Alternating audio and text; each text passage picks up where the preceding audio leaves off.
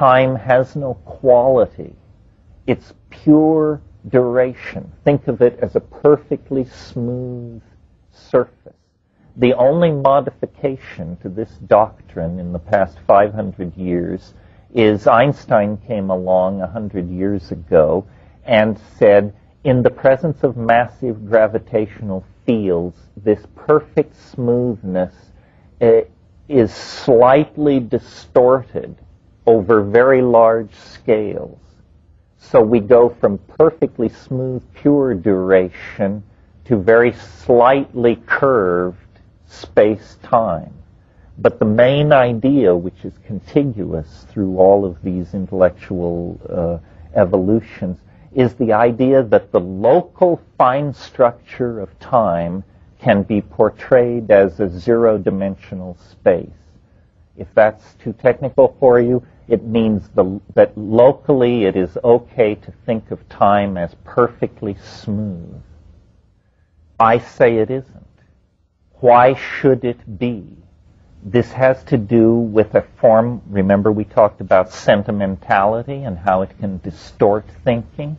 This adherence to the idea that time is perfectly smooth is a sentimental notion left over from our infatuation with perfect geometrical shapes when Greek science kicked off about 2,500 years ago. It took Kepler and Copernicus to demonstrate that the orbits of the planets were not perfect spheres because God loves, or perfect circles, because God loves perfect circles. And one by one, the perfect objects of Greek mathematical and geometric theorizing have been laid aside. The planets do not move in perfect circles. Nothing else has been found to have mathematical perfection, except that this idea of pure duration has been hung on to. And there's a reason for this, and I apologize for the digression, but it's very hard to snip the loose ends on a thing like this. The reason this idea of pure duration has been hung on to is because modern science does its business through a series of hat tricks called probability theory.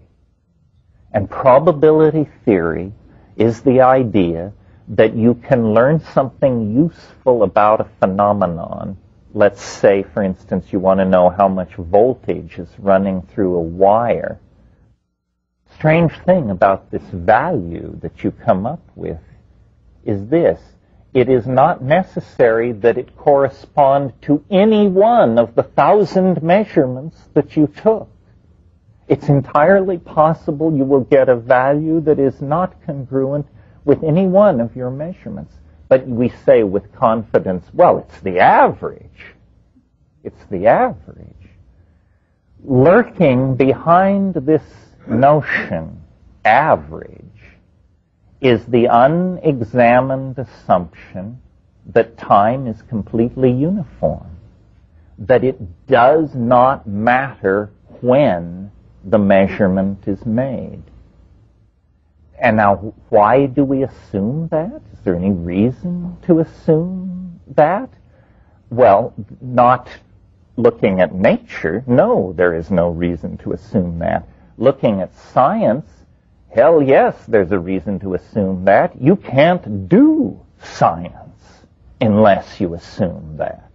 Because science depends on what is called the experimental method.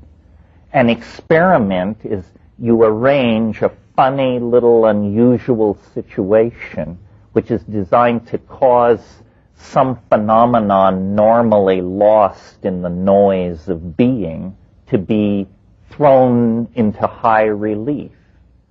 And basic to the idea of experiment is what is called the restoration of initial conditions.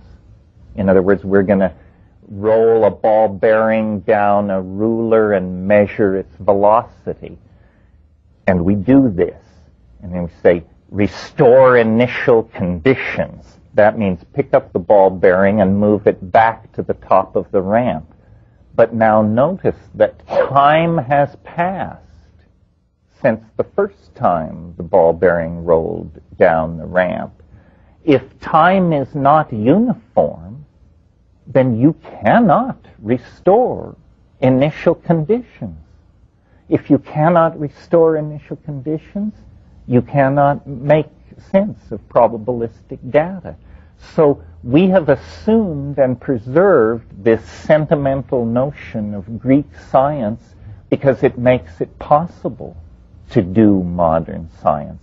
If we were intellectually honest about what's going on, then what we really should say is that probability theory and modern science is the study of those natural phenomena so coarse-grained that an assumption of a restoration of initial conditions does not destroy the integrity of the phenomenon.